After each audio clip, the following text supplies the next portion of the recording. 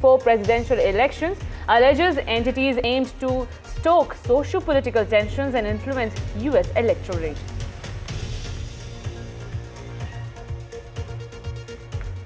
Ukraine Defense Forces have shared a footage of sea drone downing a Russian Mi-8 helicopter off Crimea in first reported successful sea-to air strike of its kind in ongoing war.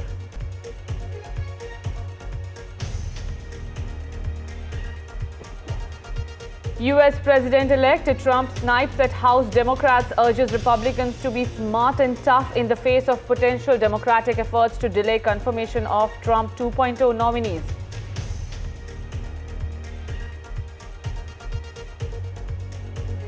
In a first for South Korea, court issues arrest warrant against impeached South Korean President Yoon.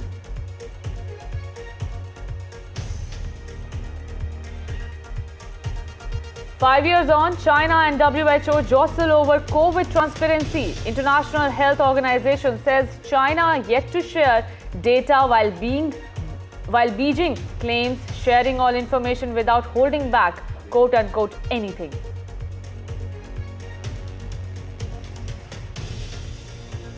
And from Mumbai to London and Kenya to Hong Kong, world welcomes 2025 with big cheers.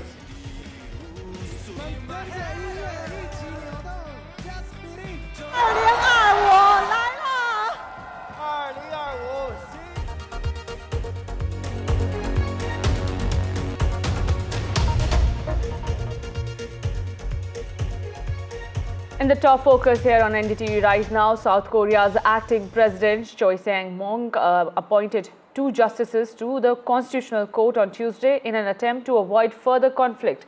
At a cabinet meeting, he emphasized the need for mediation and compromise. The country has been plunged into a huge political crisis since President Yoon Suk Yeol was impeached after imposing martial law earlier this month.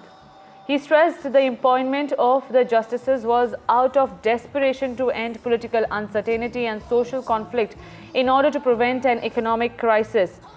Listen in to what he said. 존경하는 국민 여러분. 다만 여야 합의를 통해 헌법재판관을 임명해온 헌정사의 관행을 강조한 전임 권한대행의 원칙을 존중하고 그간 진행되어온 여야 간 임명 논의 과정을 고려하여 여야 간 합의에 접근한 것으로 확인된 정계선 조한창 후보에 대해서는 오늘 즉시 임명하되 나머지 한 분은 여야의 합의가 확인되는 대로 임명하겠습니다. And joining me to talk more over this, I have with me Bill Gallo, Seoul Bureau Chief of Voice of America. Thank you so much, Bill, for joining us and speaking over it. What do you think? When will the arrest of former president might happen? Well, we're in this very weird sort of limbo period where authorities have been given permission by the court to forcibly detain President Yoon. But honestly, we don't know when that will happen. This morning, investigative authorities said they intend to carry out that arrest warrant by the end of its deadline, which is next Monday. However, there's a question about just how they would do it and how much of a fight President Yoon's security detail will push back on. So essentially, until now, the Presidential Security Service, which Yoon is still entitled to even as an impeached president, has not allowed investigative authorities to carry out court-approved search warrants on presidential sites. They're still indicating that would be the case even though there is a detention or arrest warrant. However, investigative authorities are really warning at this point, if Yoon's security service does prevent this court-approved arrest attempt, then they themselves will be violating the law.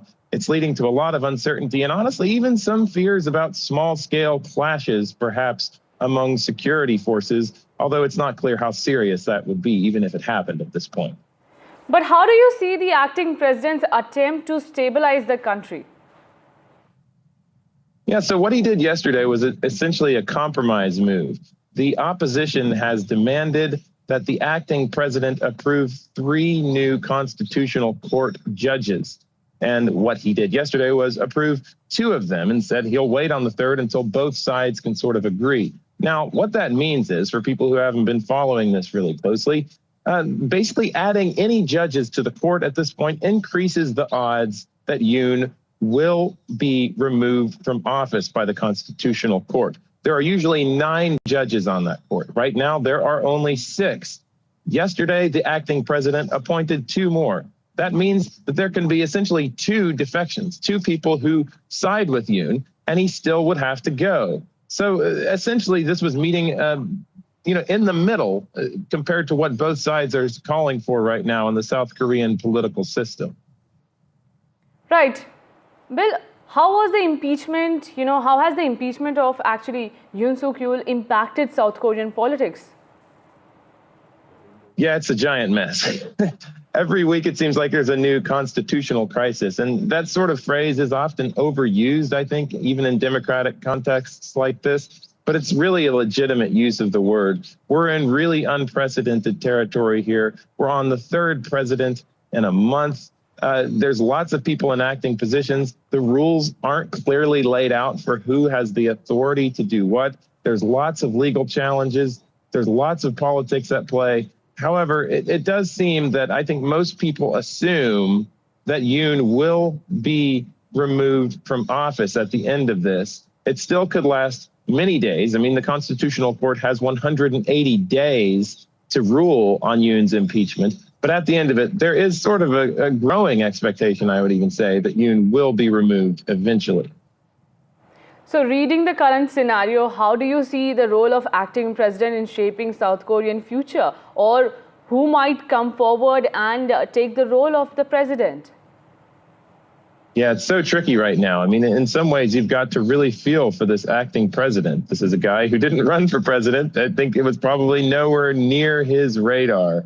And now he's not only taking the role of acting president, but many other senior positions who have been impeached since we saw these sort of successive impeachments.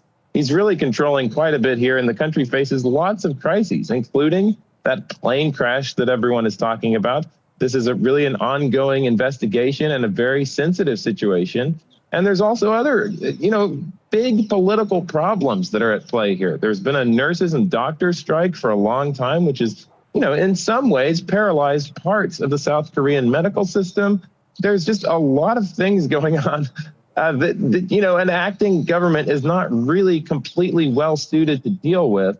So it's really worth keeping an eye on many different aspects of South Korean politics and economic things going forward. Certainly, and we hope so there is stability in South Korea soon after what is happening right now. Thank you so much, Bill, for joining us this morning. Thank you. Now, thousands of people led by students rallied in Bangladesh's Dhaka calling for the prosecution of ousted Prime Minister Sheikh Hasina and those responsible for hundreds of deaths in a mass uprising against her government in July. The anti-discrimination student movement organized what they call a march for unity at the central Shahid Minar, a national monument in Dhaka. Protesters chanted slogans calling for Hasina's trial and the banning of her. Awami League Party is also one of the demands that the student protesters are raising against her. Hasina fled to India on August 5, remember, after weeks of violence in which authorities say hundreds of people were killed and thousands more were injured on orders of her government. The uprising ended the 15-year rule of the country's longest-serving prime minister, who began a 4th consecutive term in January following an election boycotted by the major opposition parties.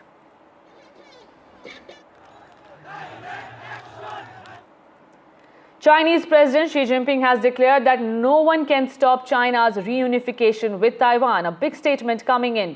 In a televised New Year's speech, Xi reiterated his stance, calling the people on both sides of the Taiwan Strait one family and warning pro-independence forces both within Taiwan and abroad. This comes as Beijing continues its military activities near Taiwan with warships and planes conducting frequent operations in the region. Taiwan, which rejects Beijing's sovereignty claims, insists its future can only be decided by its own people. Tensions remain high, especially after Taiwan elected a new president in May, whom Beijing labels a separatist. The year also saw large-scale Chinese war games around Taiwan, while US arms sales to the island have added to the strain between Washington and Beijing. Chinese President Xi Jinping said that China's economy is on course to expand by 5% in 2025, meeting official growth targets and rebutting concerns that Donald Trump's incoming US administration will harm Beijing's prospects in the new year. Xi sought to allay fears that the world's second-largest economy would falter over the next 12 months after the government battled to prevent a slide towards recession during 2024. She said China's economy was overall stable and progressing. He said risks in key areas were effectively addressed while employment and prices remained steady. 当前经济运行面临一些新情况，有外部环境不确定性的挑战，有新旧动能转换的压力，但这些经过努力是可以克服的。我们从来都是在风雨洗礼中成长，在历经考验中壮大，大家要充满信心。 Now, China has denied its involvement in the hacking of several US Treasury Department workstations. The agency accused Chinese hackers of remotely accessing workstations and unclassified documents after compromising a third-party software service provider. Remember, the US Treasury Department did not provide details on how many workstations had been accessed or what sort of documents the hackers may have obtained. 对于此类缺乏证据的无端指控，我们已经多次表明了立场。中方一贯反对各种形式的黑客攻击，我们更反对出于政治目的散布针对中国的虚假信息。 And with that, we're slipping into a very short break. More news lined up.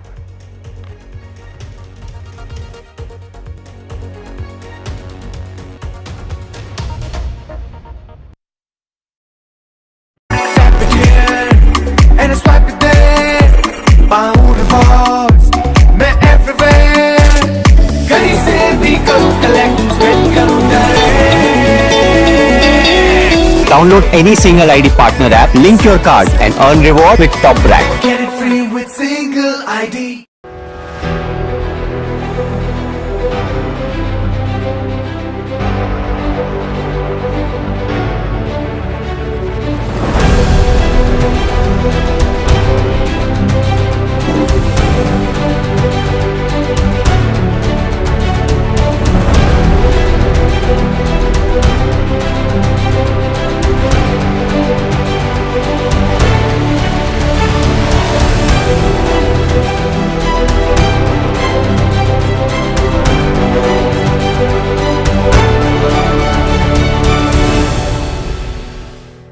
In today's interconnected world, India's voice is more crucial than ever.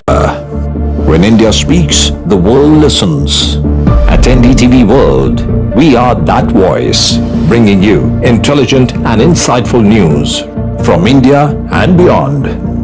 From geopolitics and diplomacy to economic shifts, migrations, tech disruptions, and the stories of our diaspora. We cover the news that shapes our global future. NDTV World, your new home for global news is here.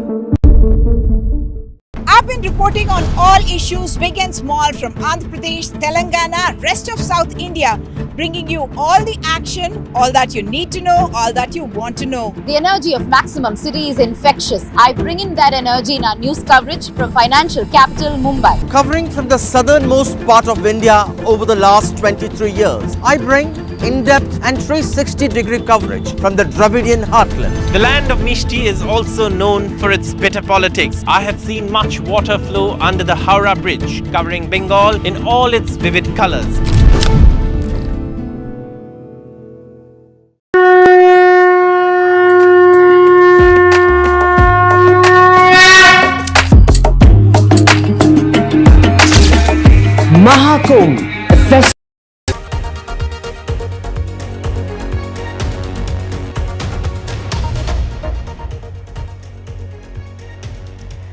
India's ambassador to the United Nations has issued what he called a final warning to Yemen's Iran-backed Houthi militants to halt missile attacks on Israel.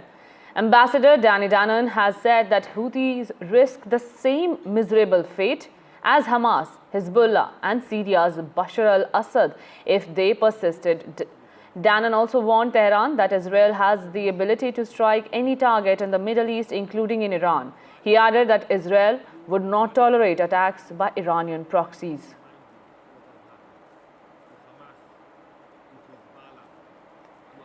Turkey's president has vowed to provide Syria with any support necessary in a pre-recorded New Year's video message released on Tuesday. The Turkish leader reiterated that he described as the dawn of a new era in neighboring Syria and said the establishment of stability would lead to the return of millions of refugees who have been living in Turkey. Turkey has taken in more Syrian refugees more than any other nation, more than 3.8 million at its peak in 2022, or roughly 60% of all the Syrian lodged by UN Refugees Agency UNHCR. Erdogan said his support and his country's full support in bolstering economic prosperity and peace in Syria will continue. Listen in. 2024 senesinin son haftaları köklü tarihi, beşeri ve komşuluk ilişkilerimizin bulunduğu Suriye'de yeni bir dönemin kıvılcımı oldu. Yeni dönemin Suriye'de kalıcı barışa, huzura, istikrara ve ekonomik refaha kapı aralaması için gereken her türlü desteği sağlayacağız. Suriye'de istikrar ortamı kök saldıkça inanıyorum ki 13 yıldır vatan hasreti çeken Suriyeli muhacirlerin gönüllü geri dönüşü de kolaylaşacaktır. A new virus is taking over the US, the norovirus. The country is seeing a surge in norovirus outbreaks across the country, according to the US Center for Disease Control and Prevention. Cases of the highly contagious stomach bug have been rising recently since early December, with a noticeable spike in the number of outbreaks compared to previous years. Norovirus is notorious for causing sudden vomiting and diarrhea, and it is highly contagious, often spreading quickly in environments where people are in close proximity. In the first week of December, the CDC reported 91 outbreaks of norovirus, a significant increase from the 69 outbreaks recorded the week before in late November.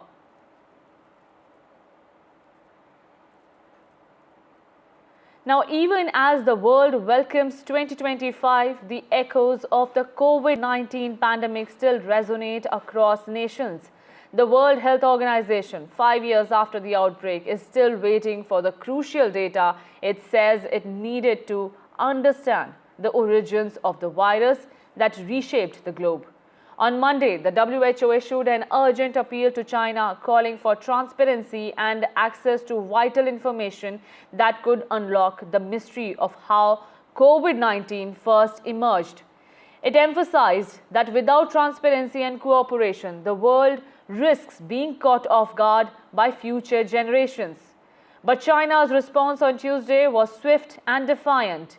The country's foreign ministry insisted they had already shared crucial information with the world, including the viral gene sequence early on in the pandemic, and they dismissed any claims of withholding any data with them.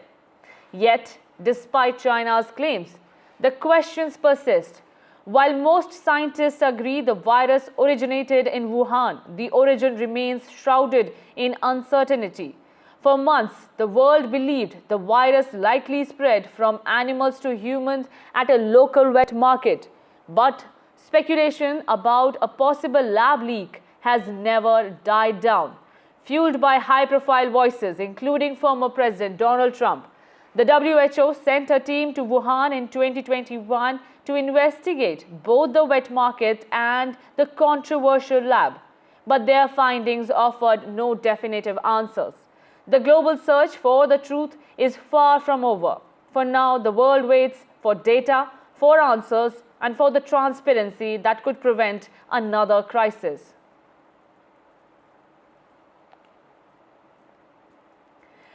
Sarah McBride had made history at the Delaware State Senate as the first openly transgender state senator in the country. Now she is making history again. The 34-year-old U.S. Republican-elect will be sworn in as the first openly transgender member in Congress on Jan 3. The Democrats' political victory comes during a reckoning for transgender rights and after an election filled with campaign ads and politicians demeaning trans people. But McBride still easily won her blue state's only seat in the U.S. House of Representatives.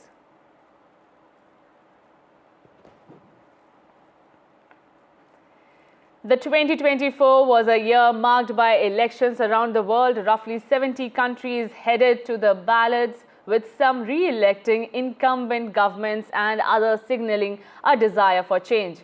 From Narendra Modi coming back to power for a historic third term to Donald Trump's forceful comeback as the 47th president of the US, here is a look at a few significant elections from around the world.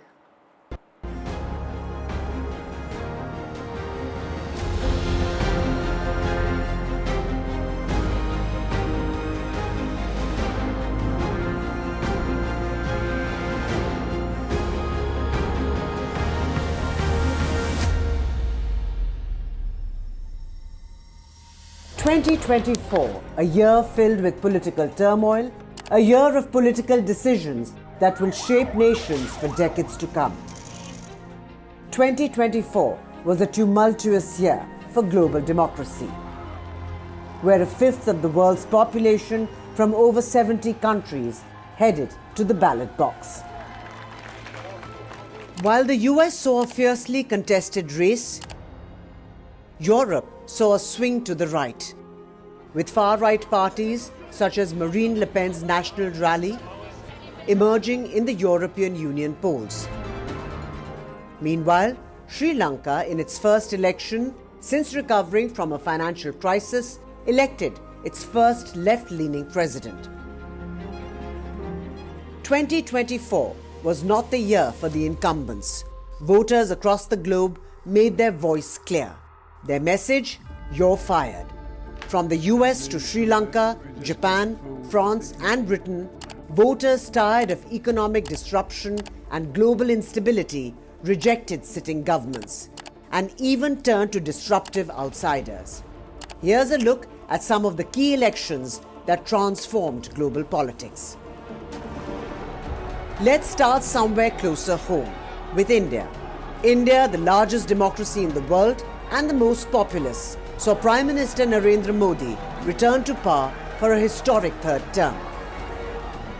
With the Bharatiya Janata Party-led NDA coalition securing the majority in the general elections, although with a smaller margin. Meanwhile, regional parties shone on the national stage under the India bloc. Asia saw several other crucial elections. While dynasties influenced some, many rejected the old guard. Pakistan, where despite populist leader Imran Khan being behind bars, his party, the Pakistan Tehreek-e-Insaf, won the most seats in the elections. However, after weeks of turmoil, ultimately the Pakistan Muslim League N formed the government with Shehbaz Sharif as Prime Minister. Yet in a curveball, Sri Lanka picked left-leaning National People's Power leader Anura Kumara Dissanayake as its next president, rejecting all its traditional picks. In Europe, several countries including France and UK saw the far right emerge victorious this election season. June's parliamentary elections in the 27-member European Union saw conservative populists and far-right factions challenging the ruling parties in France and Germany, the bloc's most prominent and influential nations. Meanwhile, UK's July election saw the Conservatives ousted with 14 years in office as the Labour Party swept to power in a landslide. Yet, voter turnout was at a record low in 20 years. Struggling from an economic and healthcare crisis, the country saw an emergence of the hard right party, Reform UK, led by Nigel Farage. In France too, Marine Le Pen's national rally grew stronger, despite not being able to secure a majority. A wave of anti-incumbency also swept Africa. From South Africa to Senegal, Ghana and Botswana, all saw incumbents who have been in power for decades defeated. The most significant amongst them, the collapse of the African National Congress in South Africa. The party, once headed by Nelson Mandela, lost its majority for the first time since the end of apartheid, forcing it into a coalition with opposition parties. Meanwhile, amid wars, both Iran and Russia held polls. Iran, in a surprise move, elected a reformist president, Masoud Pezeshkian, after the death of former President Ibrahim Raisi, while Russian President Putin cemented his tight grip on power with 6 more years. However, the year's most consequential election was yet to come. After a fierce fight against Vice President Kamala Harris on everything from abortion, immigration to the economy, Donald Trump secured a landslide victory in November's US presidential elections, leaving the world on the edge for what the unpredictable America First leader will do in his second term at the White House. From his tariff threats against Canada, Mexico and India, to threatening to buy the Panama Canal and Greenland, Trump has also set the ball going. It seems democracy's bumpy ride will continue well into 2025, with many more incumbents put to the test. From Germany's Olaf Scholz to Canada's Justin Trudeau, all heading to crucial elections where far-right opposition parties are already being favoured by the voters. All eyes will be on the voters to see what they decide. Disha Bagchi for NDTV. From Sydney to Mumbai to Nairobi, communities around the world began welcoming 2025 with spectacular light shows, embraces and ice plunges. New Zealand and Australia welcomed the new year 2025 with vibrant celebrations and spectacular fireworks display. Thousands gathered to witness the dazzling fireworks as the world marked another rotation around the sun. Here are the glimpses of the world celebrating New Year. Take a look and a very happy New Year.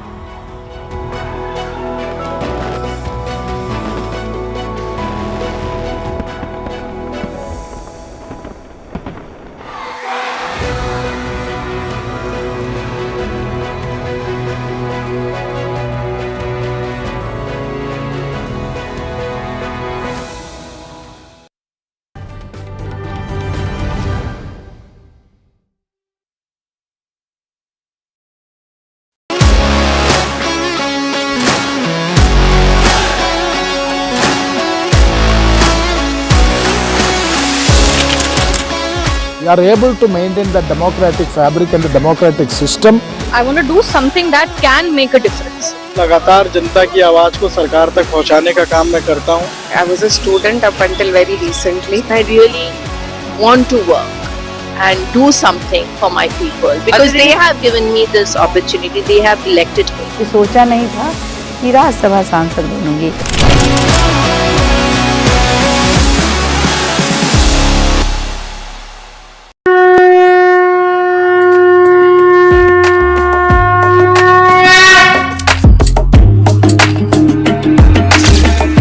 Mahakumbh, a festival of faith, the world's biggest spiritual festival, the divine dip at the spiritual Sangam, a sacred confluence of faith, culture and heritage. NDTV's mega coverage of the Mega Fest. NDTV at Mahakumbh 2025.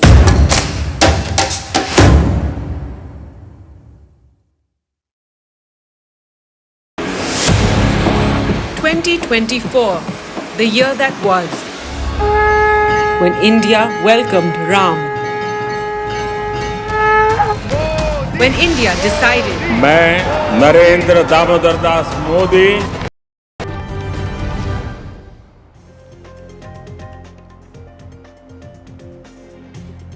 Hello and a very good morning to everyone who's watching NDTV right now. I am Aditi Bhardwaj and we at NDTV wish you a very happy new year. Let's take a look at the top headlines that we are tracking here at this hour. World rings in 2025 with the cheers, fireworks light up 2024's last night sky.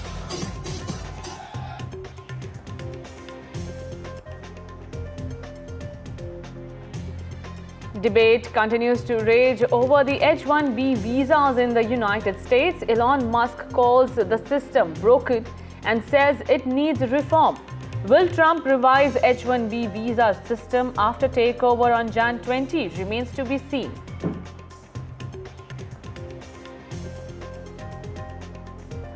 Donald Trump lashes out at Democrats, alleges they are delaying the confirmation process of many of his nominees for key positions. China versus the WHO on COVID data. WHO claims they are still awaiting data on origins of COVID. China defends transparency on COVID data, claims they shared all the information they had. And ISRO is ecstatic with the SpaceX success. It will announce its 100th mission in January. This will be the landmark 100th mission, which will be on board the GSLV Mk2 rocket.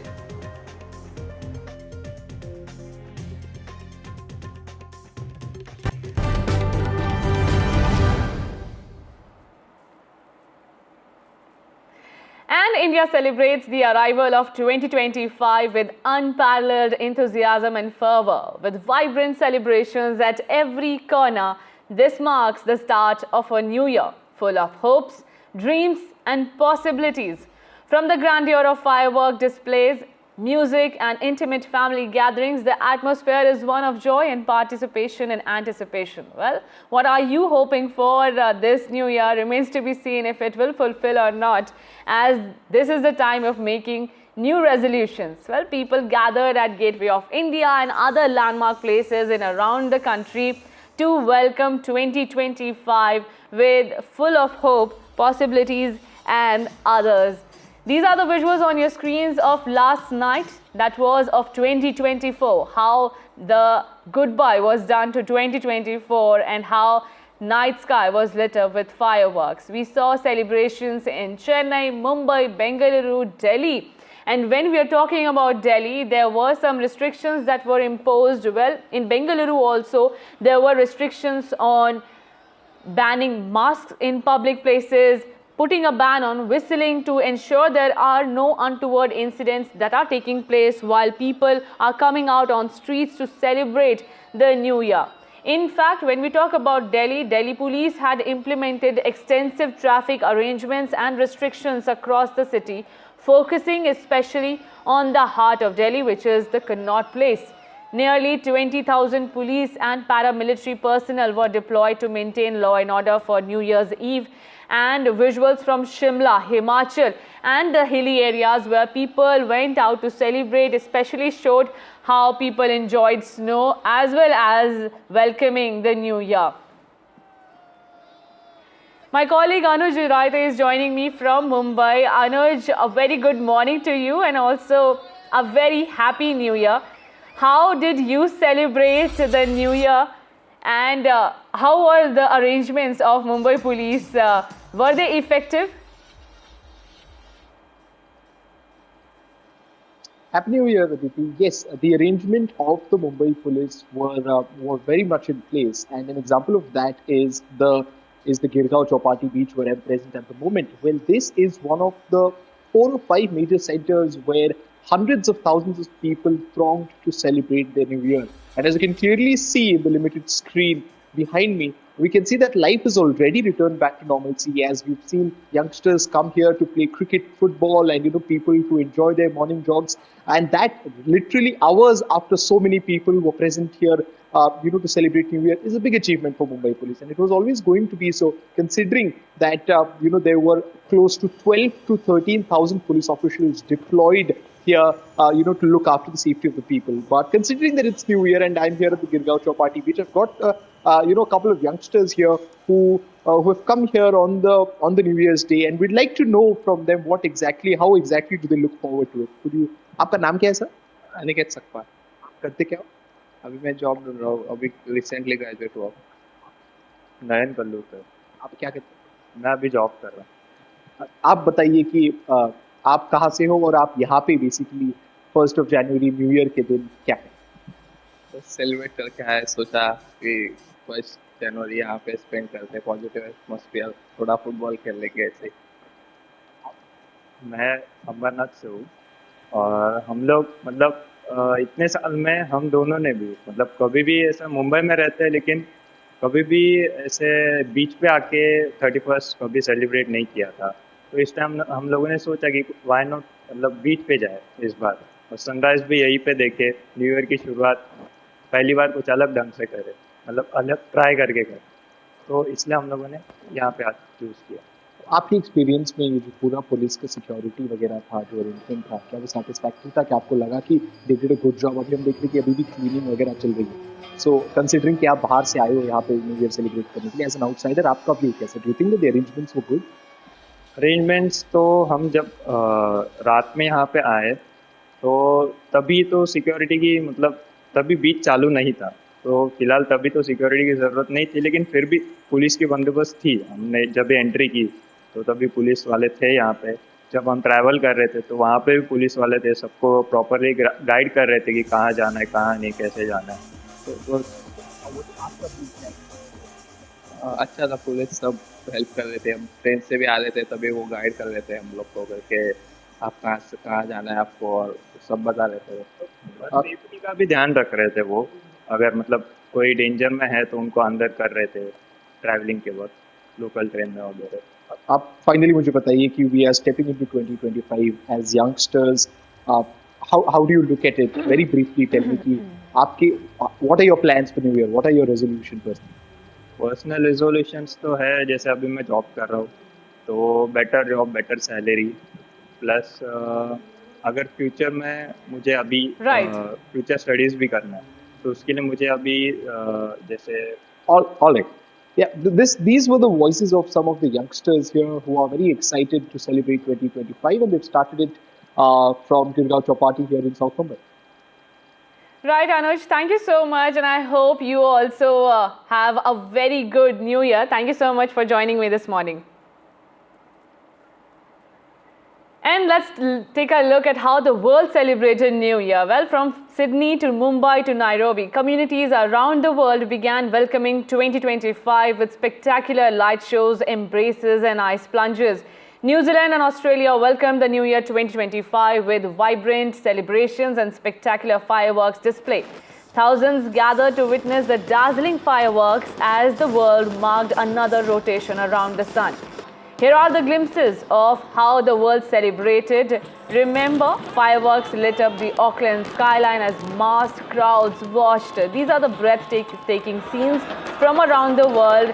Iconic places were lit up with the fireworks and lights, and people came out in huge numbers to welcome 2025 in their own style.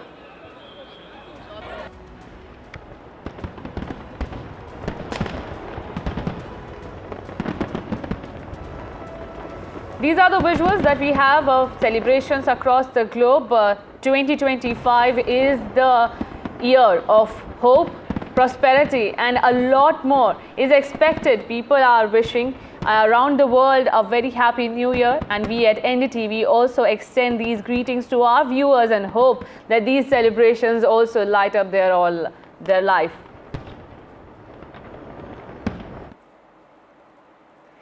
In a bold call to action, US President-elect Donald Trump has urged his party to stand firm as his cabinet nominees face an intense confirmation battle in the Senate. On Tuesday, Trump took to social media and X and said, warning Republicans to be smart and tough as Senate Democrats prepare to challenge his picks. Trump posted, and I am quoting here, "We just won a historic landslide and mandate from the American people, but Senate Democrats are organizing to improperly stall and delay the confirmation process of many of our great nominees. Republicans must not allow them to do that." The US President-elect's words come as the Senate prepares to begin hearings next week for his cabinet selections, nominees who will play key roles in shaping his administration's agenda. Despite a 53-47 Republican majority, the battle ahead is far from easy. While some of Trump's picks, like Florida Senator Marco Rubio for Secretary of State and Congresswoman Elise Stefanik for UN Ambassador, are expected to gain bipartisan support, others are already facing fierce opposition. Democrats have expressed significant reservations about some high-profile nominees, including Pete Hegseth for Defense Secretary, Tulsi Gabbard for Director of National Intelligence, and Robert F. Kennedy Jr. for Health and Human Services. In the coming days, the Senate may deploy procedural tactics to slow the confirmation process, putting the heat on Republicans to hold their ground. The political stage is set for a high-stakes showdown that could define the early days of Trump's presidency.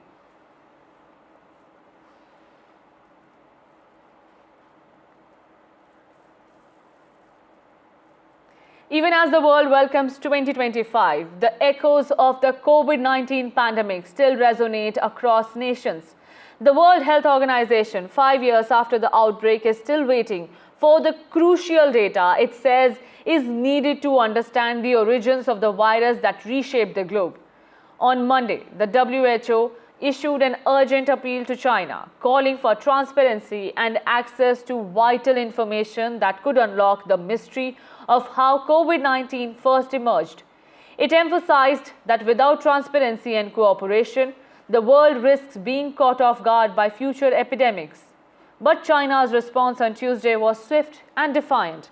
The country's foreign ministry insisted they had already shared critical information with the world, including the viral gene sequence early on in the pandemic, and they dismissed any claims of withholding any data. Yet, despite China's claims, the questions persist. While most scientists agree the virus originated in Wuhan, the origin remains shrouded in uncertainty. For months, the world believed the virus likely spread from animals to humans at a local wet market. But speculations about a possible lab leak has never died down, fueled by high-profile voices including former President Donald Trump. The WHO sent a team to Wuhan in 2021 to investigate both the wet market and the controversial lab. But their findings offered no definitive answers. The global search for the truth is far from over. For now, the world waits for data, for answers, and for the transparency that could prevent another crisis.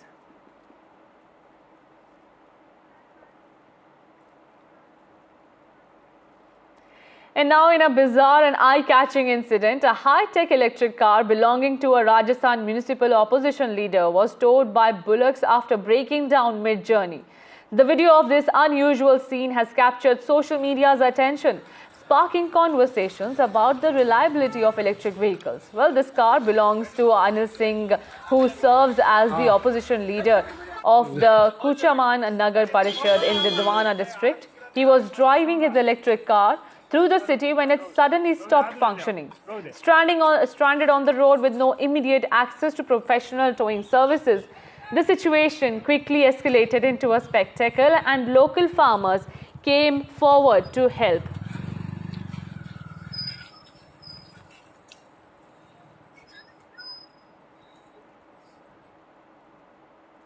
The water 30 feet high that burst out of the earth in Jaisalmer when a tube well was being dug in a field on Saturday has once again led to the circulation of theories that believe that the mythical river Saraswati still flows under the Jaisalmer. My colleague Harsha Kumari reports more. Take a look.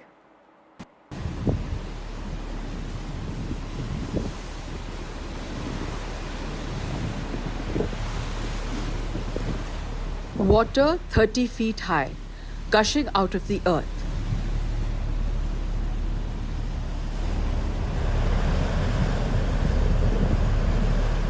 The water burst out with a loud sound while a tube well was being dug in a field in Jaisalmer's Mohangarh area. जो पानी नहर में नहीं है इस कारण का tubewell करा रहा था। ट्यूबवेल 700 कुछ ऊपर फुट में खुदाई करके बाद ये राड़े निकाल रहे थे। पूरी राड़े निकाल ली, 7 राड़े अंदर रही। अंदर 7 राड़े रहते अचानक ही एक विस्फोट टाइप ही पानी बाहर निकला। कम से कम 60 फुट की ऊंचाई में लहरें देने लग गया। The impact caused the borewell digging equipment weighing over 22 tons to cave into the ground. Water accompanied by gases continuously gushed out for 50 hours before subsiding. But many researchers in the area believe the water column that gushed out could be from the extinct Saraswati River basin. ये सरस्वती नदी का बहाव क्षेत्र है और निश्चित ही जो बहाला में मोहनगढ़ क्षेत्र के बहाला में अभी जो खुदाई के दौरान जल एकदम प्राप्त हुआ है वह उसी जल स्रोत का ही एक हिस्सा है। For now, until a scientific investigation into the incident is completed, the area has been cordoned off by the district administration. With Srikant Vyas in Jaisalmer, Harsha Kumari Singh, NDTV. If this new year you have a resolution to eating healthy, then our story might help you to stay fit. Well, Millet Marvels has come to the rescue, offering healthier options which are millet-based.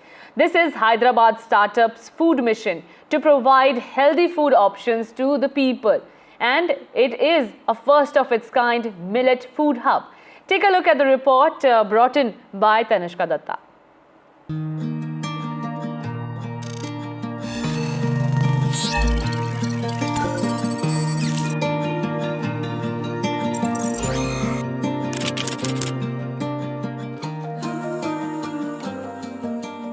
Switching to healthier food options that are also as tasty has never been easier.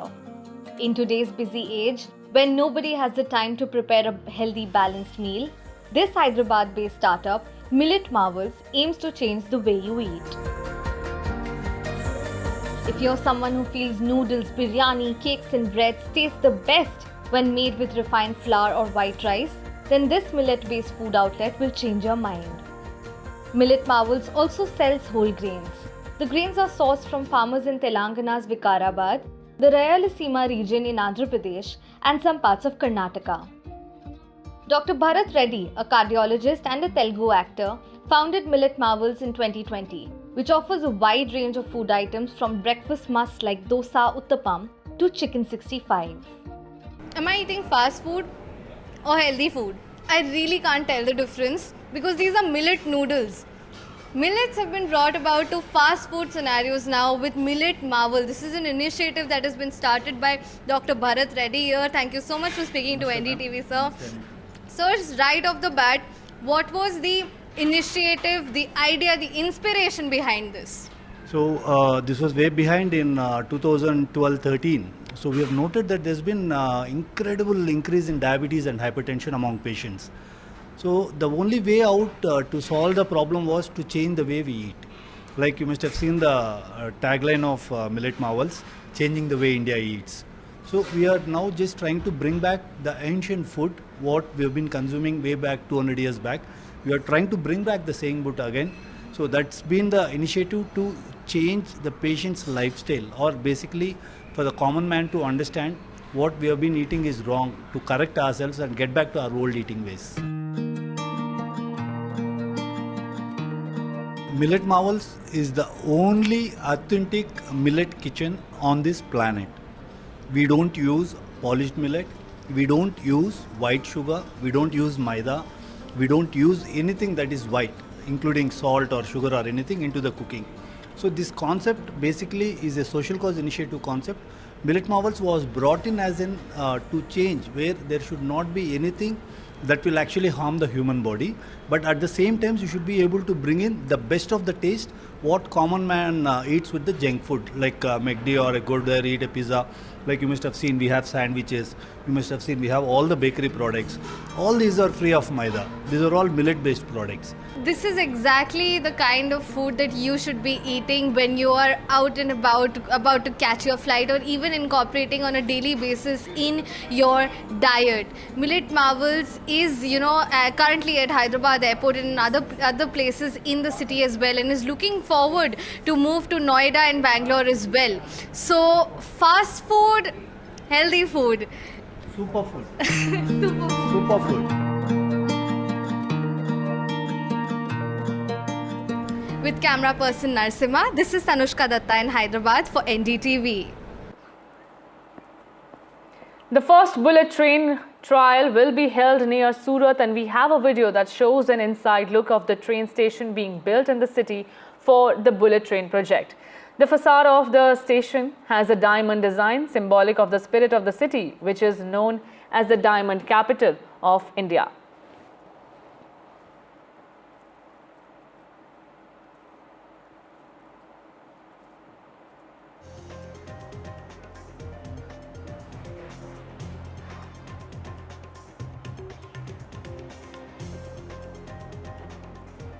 ISRO has ended on a high note this 2024 with the successful launch of its 99th mission, the Polar Satellite Launch Vehicle, or PSLV C-60, which has two significant experimental missions, SpaceX and POM-4. Even as these experiments continue into the new year, the Indian Space Agency looks to ride the high wave and has made a big announcement. Indian Space Agency Chairman S. Somanath declared that 2025's first mission will be ISRO's landmark 100th mission. It will be in January, he confirmed, but did not reveal the date of it being planned. So far, let's take a look at the exclusive conversation that my colleague Pallava had. Take a look.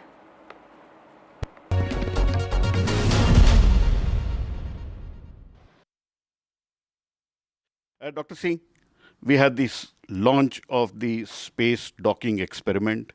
What does that mean for India? And the big vision which has been created by Prime Minister Narendra Modi.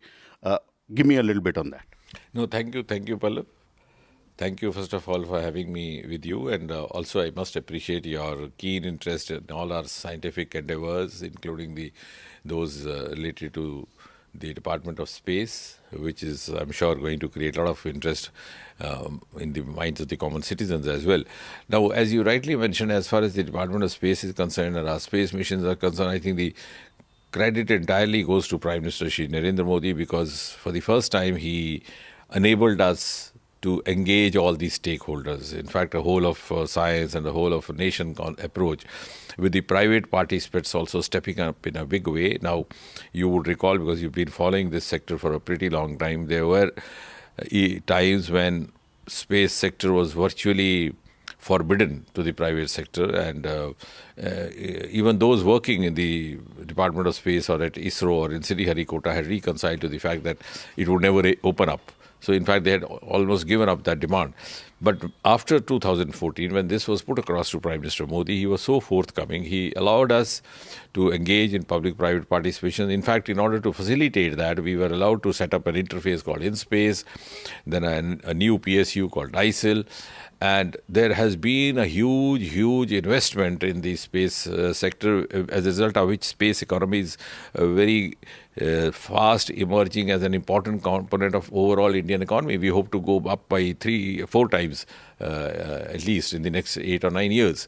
And the budget that you were referring to by the government of about 21,000 crore as a part of our missions for the next few years, as a part of the Amrit Kal 2047 mission, is itself a testimony to the fact the priority which the government gives to this sector, which was not forthcoming during the earlier governments, because it was never a very prioritized sector. So I think that's going to make a difference. On the one hand, it's going to give India an esteem. India is already a frontline nation in the community awards.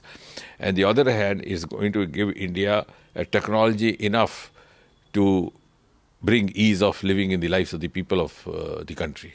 Now, on space docking, what does that enable us? Is it an enabling technology so that India can now, from just being a nation which was launching, becomes a spacefaring nation where you can do multiple objectives in space? Yeah, of course, as you rightly mentioned in your question itself, we are among the league of just 4 nations. We are the 4th one who have entered into this, and the other 3, in fact, had been attempting and experimenting for pretty long, many years.